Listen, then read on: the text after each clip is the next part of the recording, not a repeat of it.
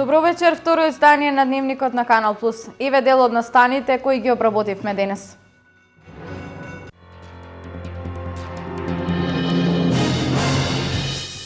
Формирано Сдружение на производители на свинско месо со седиште во Штип. Мисија на Сдруженијето е борба со нелојалната конкуренција и подобрување на условите за стопанисување. Во Блешево денес беше презентиран извештајот за стратегиска оцена на животната средина за проектот за изградба на експресниот пат Штип-Кочани.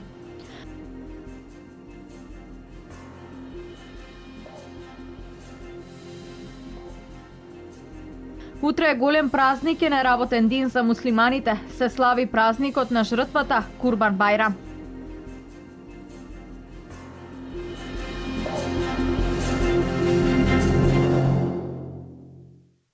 Во Штип денес се формираше Сдружение на производители на свињи и свинско месо. Сдруженијето Гицко ќе се бори против нелојалната конкуренција и ќе ги застапува интересите на сточарите од цела држава.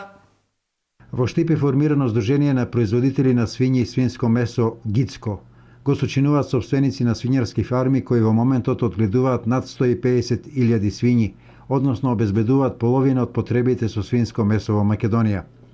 За председател на Сдруженијето Гицко е избран Ефтим Шаклев. Самите производители изразија потреба од се формира такво сдружение, затоа што видовме спрема претходните активности што ги имаме дека навистина заедничко делувањето на повеќе луѓе, на повеќе производители има многу поголем ефект отколку поединечно.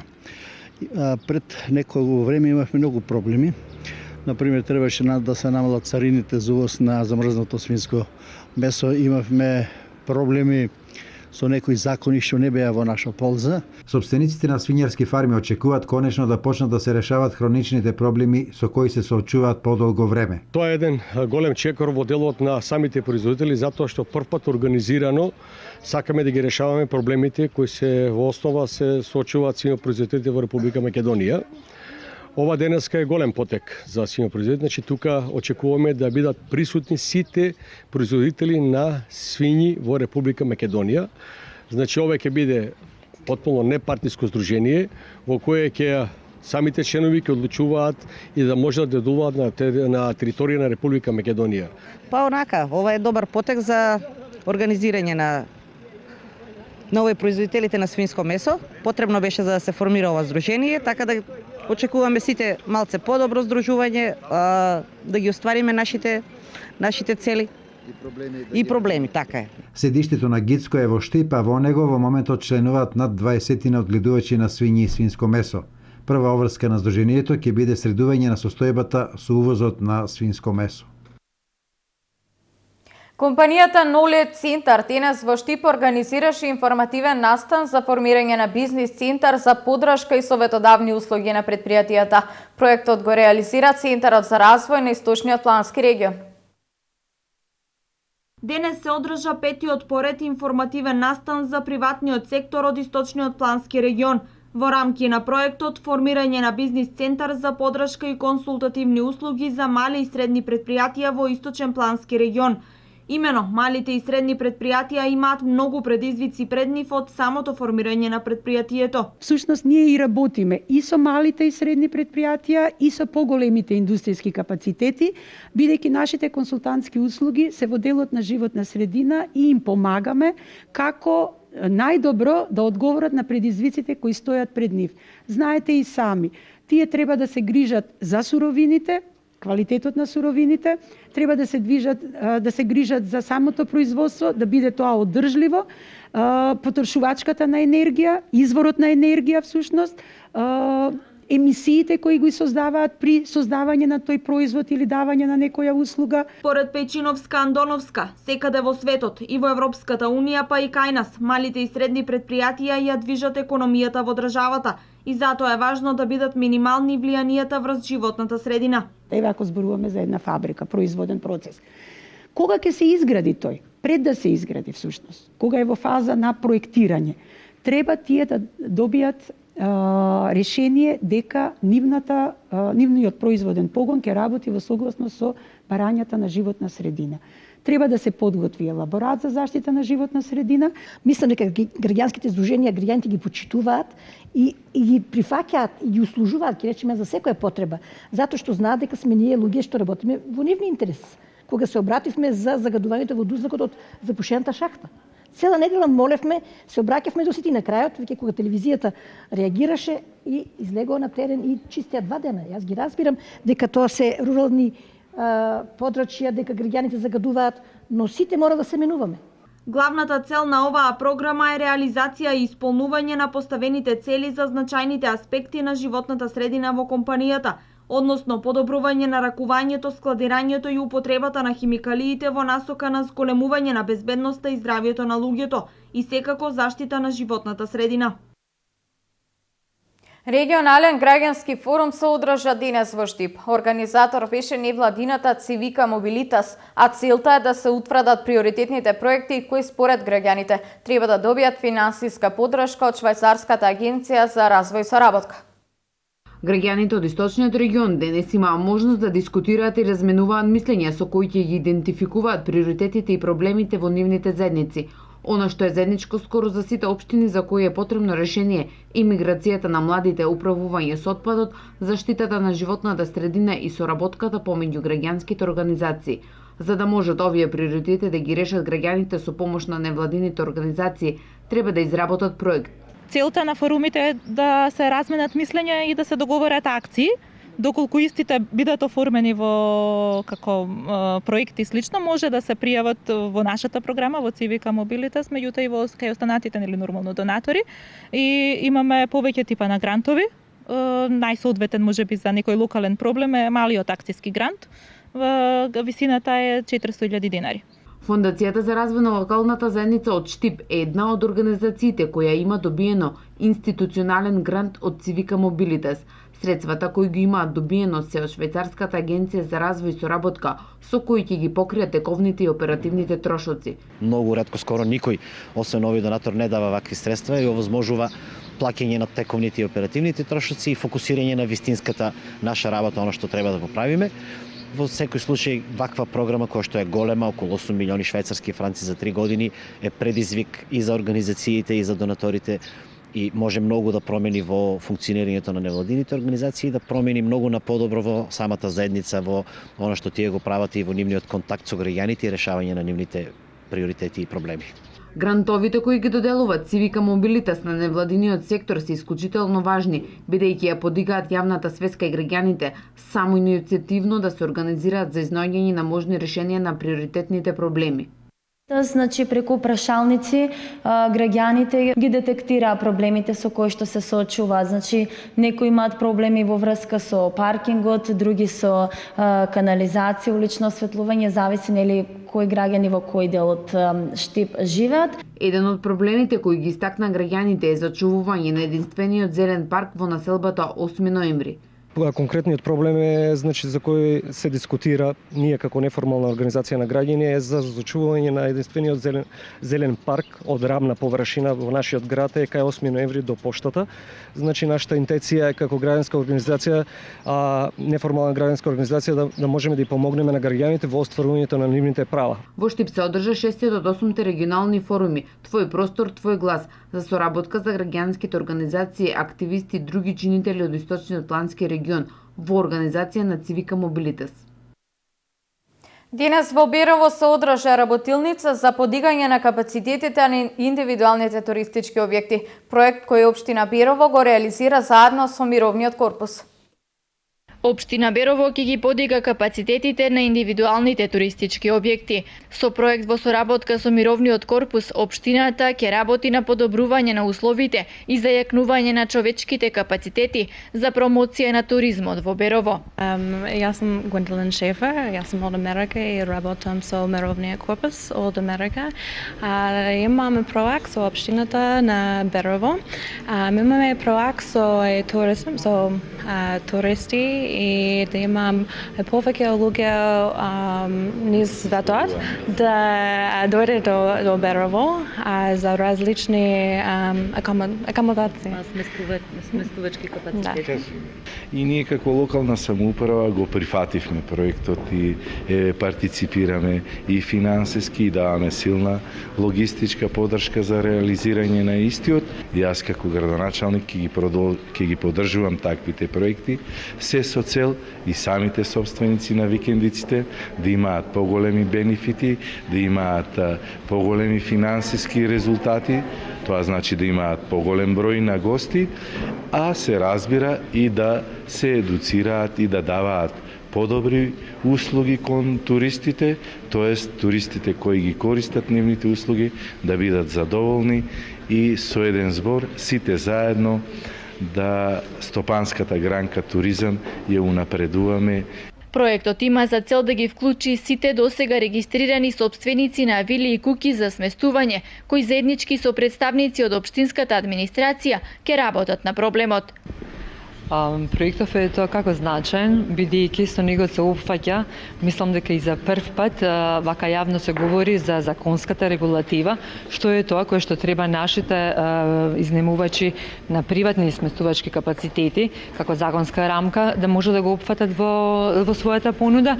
Исто така ќе зборуваме за кои се тоа меѓународни стандарди, кои што треба тие да ги воведат, но сепак да бидат во рамките на некој низок буџет, кој што сепак тие може да се го дозволат. И ќе зборуваме за интернет, односно онлайн маркетингот. Ние држиме сместувачки капацитет во центарот на градот.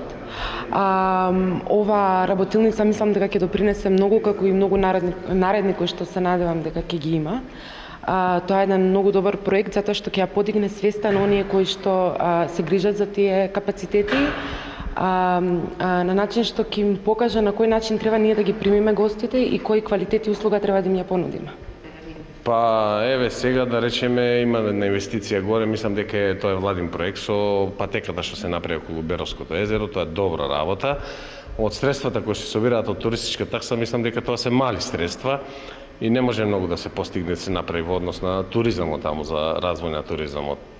Според проектот ќе биде изработен вебсајт на кој ќе можат да се промовираат сите туристички капацитети на територијата на општина Берово, а сместувачките капацитети ќе добијат табли за обележување и категоризација на туристичките објекти. Проектот се реализира со финансиска поддршка на Мировен корпус од програмата СПА и буџетот на општина Берово.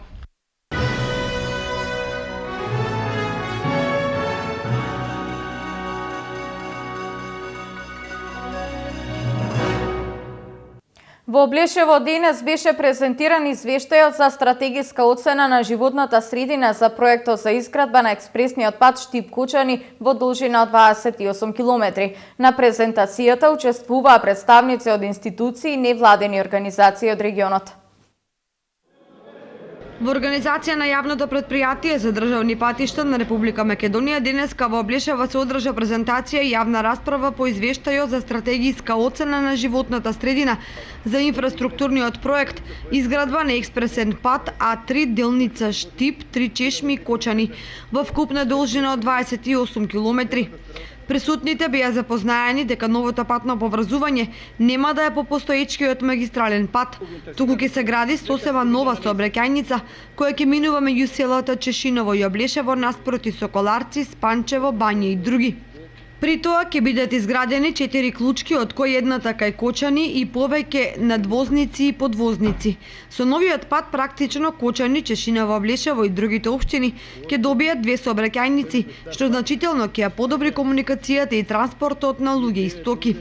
Представничката на јавното претпријатие за државни патишта Борка Ковачевиќ ги истакна еколошките аспекти за реализација на овој капитален проект.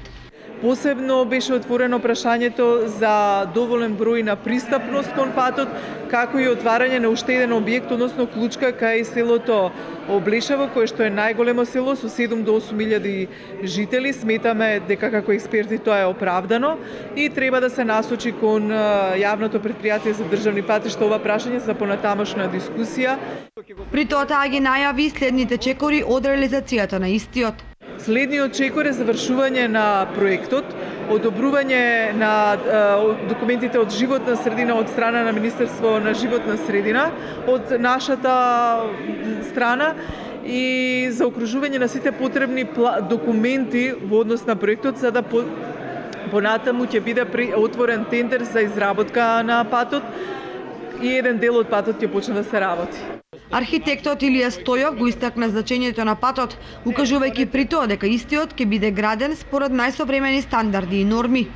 Ние изгубиме време со долната варијанта која стварно немаше смисла.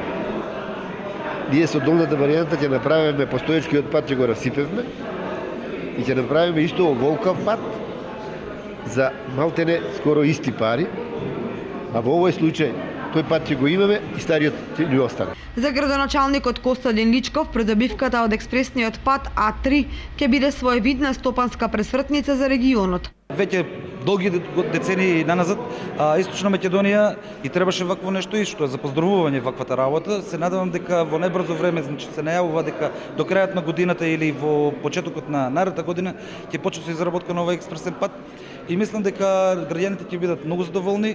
Тој ја истакна и потребата на граѓаните да се изгради уште една клучка на потегот помеѓу селата Спанчево и Соколарци, за жителите од неговата општина да не мораат да возат до Кочани за да се приклучат на експресниот пат. Едно е сигурно, со изградбата на патот ќе се постигнат комплексни ефекти кои во голема мера ќе го променат животот на населението во крајниот источен дел на државата. Општина Штип го заврши асфалтирањето на една од главните улици во населба Горна Железничка. Инвестицијата е во вредност од над 3,2 милиони денари. Денес почна и активностите за асфалтирање на улица во населба Балканска. Проект вреден 1,9 милиони денари. Заврши асфалтирањето на една од главните улици во штипската населба Горна Железничка со инвестиција на општината од 3,2 милиони денари. Решен е долгогодишен проблем на жителите во Железничка. Вкупна должина околу 650 метри на реконструирани улици и 350 метри надградба на постоечки улици. Вкупната инвестиција околу 3,5 милиона денари. Од овде општина Штип се сели со реконструкција на улици во населба Балканска и пристапен пат до еврејските гробишта. За жителите на Горна Железничка повеќе ќе нема зима. Тие после 30 години одење по кал добија асфалт. Најпрво сакам да упатам голема благодарност до локалната самоуправа, начело со градоначалникот магистар Илчо Захариев, како и на председателот на нашата урбана заедница господин Тристи Шалев, што возможија да користим еден благодет што е добра работа за сите во населбата и ние сме крајно благодарни за тоа што сега се подобри услови за живот, така да идните генерации ќе може да ги користат овие асфалтирани улици и мислам дека ќе биде подобро во секој случај. Веќе нема да газиме низ кал. Значи беше срамота да излеземе од населбата со кал па да миеме обувки и така возилата се кршеа, таксистите не доваѓаа затоа што беа лоши улиците беа многу лоши. Децата се мачеа да одат на училиште, сега сетике и подруго малку со асфалтот. Преку зимото имаваме проблеми што ни еден таксист не доваѓаше уопште, пато ископаше се. Голема благодарност до општината, до председател Ристо Шалев, до градоначалникот, до сите што возможија да не газиме веќе кал и децата помирно да си играат и надвор. Асфалтната механизација од денес е во населба Балканска, каде ќе се асфалтира една од најпрометните улици, проект на општина Штип вреден 1,9 милиони денари. Во меѓувреме, во тек изработка на проектната документација и за асфалтирање на дел од улиците во Дузлачки рид и кракот на улица Кежовица. Денес во Кучани беше министерот без ресор Неждет Мустафа, кој заедно со градоначалникот на Кучани Радко Димитровски ја посетија улицата Стамен Манов во Ромското мало, која долго време беше неасфалтирана. Министерот без ресор Неждет Мустафа и градоначалникот Радко Димитровски ја посетија асфалтираната улица Стамен Манов во Ромското мало, како проект на владата и на општина Кучани од декадата на ромите. Како и секоја година, повторно ние сме тука во градот Кочани. Овој пат на 3 километри зафат, нешто што морам да ви кажам го нема ниту во Шутор Изери општината. Декадата, она што го направи за ромите во Република Македонија, сметам дека ќе остане во едно долго сеќавање. Вчера бе во Штип, денеска сум во Кочани. И морам искрено да ви кажам дека ова задоволство моје и на самите роми ќе остане генерацијски. Децата што со децени и децени газеле кал, веќе втор ден како се гледа дека е нов асфалтот тука поставен, веќе ќе заборават на минатото дека газеле кал. Уште еднаш ќе сакам да го изразам моето големо задоволство во името на владата на Република Македонија, на премиерот Груевски, дека декадата со огромна кондиција работи на терен и со конкретни акции. Ние ќе продолжуваме со таквите акции и понатамо, се дека не знаеме со градоначалникот дека нема улица веќе во градот Кочани каде што живеат ромите, а не асфалтирана или не е ставена канализација. Ова место кое што беше каде што не можеше да се прииде буквално, веќе забележуваме дека е оформено во една современа урбана заедница, каде што асфалтот е секојдневие од најмалите до највозрастните во ова населба. Тоа е благодарение на заедничките успеси на декадата на ромите, спроведувана од владата на Република Македонија и општината Кочани. Не е нескромно ако речеме дека ова е за пример на повеќе градови во Република Македонија и примери како треба да се однесуваме, односно како треба да соработуваме на оваквите заеднички проекти. Инаку декадата на ромите не завршува. Таа ќе продолжи да се реализира со нови проекти и активности, за кои градоначалникот Димитровски истакнува. За нас декадата на ромите не е завршена, декадата на ромите трае постојано за општина Кочани и ние постојано ќе се грижиме, значи постојано е оваа декада на ромите, постојано ќе се грижиме за унапредување на условите во оваа населба од општината Кочани. Сега во зависност од средствата со кои што располагаме и ние, во зависност од средствата со кои што располага владата или потенцијалните донатори домашни и странски, ние заеднички се вклучуваме во продолжување на оваа акција, ако може така да се нарече декада на ромите. Министерот без ресор Неждет Мустафа при престојот во Кочани се сретна и со жители на ромската населба во Кочани, со кои оствари средба и разговор. Гром усмрати овчар во Беровско двориште. Се работи за 72 годишниот ХН од ова село, кој на местото Вико на Бачиите завчера починал на лице место како последица на ударот гром. СВР Штип поднесе кривична пријава за двајца кратци, кои се осомничени дека во април годинава ја ограбиле црквата Рождество на Пресвета Богородица во Берово. Секторот за внатрешни работи Штип до обвинителството поднесе кривична пријава против две лица, од кои едното 55 годишно од село Ротино Битолско, другото 49 годишно од село Мокриево Струмичко.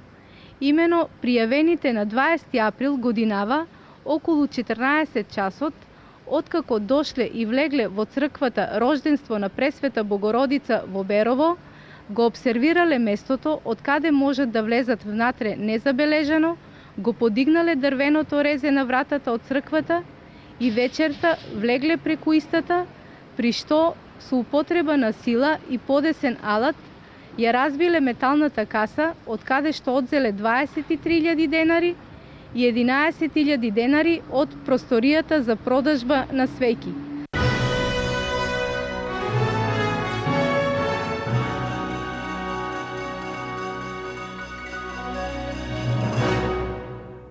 Утре муслиманите го слават големиот празник Курбан Бајрам, кој за нив е неработен ден. Утрешниот празник е познат и како празник на жртвата, кој го символизира приближувањето на човекот кон Бога. Курбан Бајрам е празник на милоста, но и на споделувањето со фамилијата, пријателите и сиромашните. Курбан Бајрам е познат како празник на жртвата, затоа што тогаш се принесува жртва, курбан во вид на добиток, овен, јагне, овце или крава, која има символика со која се приближуваат кон Бога. Татко на сите задни вери, Ибраим алейхиссалам, се наредил да го коли единствениот син Исмаил. И он му каже на синот рече ти Бог кој ти наредил, и јас сум Хазир. И Бог му пратил еден овен на место на njega. И то остана до судниот ден. Човекот да не се дира, него за на место njega да се жртвува со нешто што е друго. Сечење, приливање крв, еден овен, една овце, една крава. На првиот ден од празникот во џамија се изведува молитвата за Бајрам или Бајрам намаз, со која верниците бараат милост. По утринскиот намаз од џамијата домаќинот се враќа дома и го извршува курбанот на самиот ден од празникот, а откако ќе се принесе жртвата со оглед на тоа дека цената на добитокот за курбанот достигнува и до 200 евра, обичај е сите кои имаат можност за тоа, дел од месото да го раздадат на сиромашни семејства. За муслиманските верници не постои поделба и токму затоа дел од курбанот им даваат и на семејства од православната вероисповед. Овој чин кај нив е наречен садака. Месото може да се дели на 3 врсти. На комшиите без разлика на вера и нација и јазик, на сиромасите и тоа без разлика на вера и нација, и еден дел за себе. Ако не јадел, ако јадел, треба се да се дели. Само за Бајрам да му обезбедиш место. Бар за Бајрам, ако не е друго. Минимум за Бајрам мора ние што имаме да му обезбедиме место и нешто помоќ пари за тие неговите деца да се облечат како се облечат и другите. Од Министерството за труд и социјална политика соопштуваат дека согласно со законот за празниците на Република Македонија, утрешниот прв ден на Курбан Бајрам е неработен ден за граѓаните од исламска вероисповед во државата.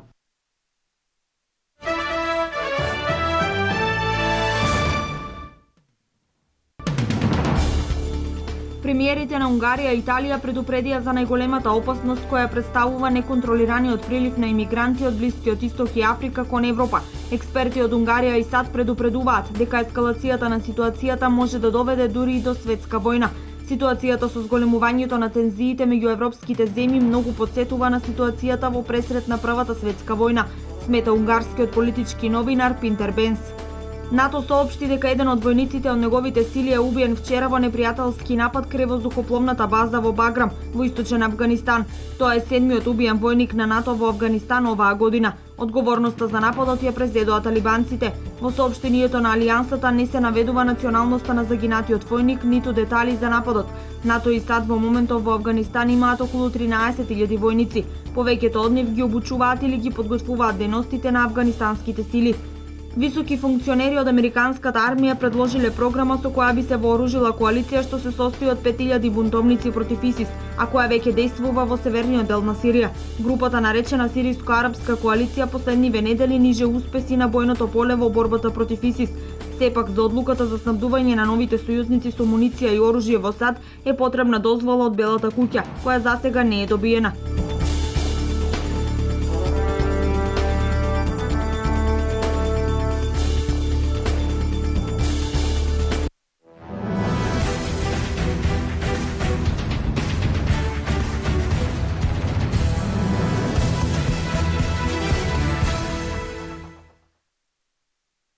После 7 одиграни кола во новата сезона, денеска на националната арена Филип II во Скопје ќе биде одигран третиот Суперкуп на Македонија, помеѓу екипите на Вардар и Работнички. Ако се суди според моменталната форма, актуелниот шампион Вардар важи за фаворит во дуелот против градскиот ривал Работнички. Напорното лето и квалификациите за Лига шампиони на романтичарите се покажа како проблем кој освен со формата имаат проблем и со повредени фудбалери. Суперкупот стартува вечерва во 20 часот, а за неколку дена тие повторно ќе се сретнат, но тоа ќе биде надпревар од 8-то коло во првата македонска лига.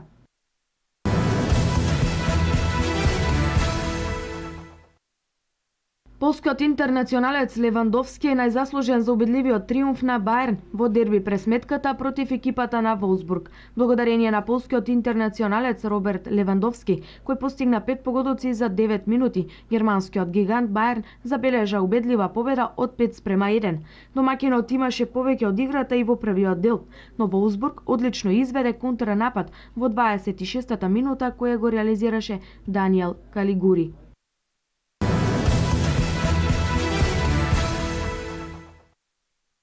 Македонската тенисерка Лина Ѓорчевска, која како втора носителка настапува на фјучерсот на Болна Брадж, Хрватска успеа да мине првата пречка. Таа во првото коло ја победи американката Даша Иванова со 7:5 и 6:4 во сетови. Во второто коло Ѓорчевска ќе игра против Камила Џиангреко. Ѓорчевска настапува и на турнирот во двојки заедно со Маријана Дражич од Хрватска.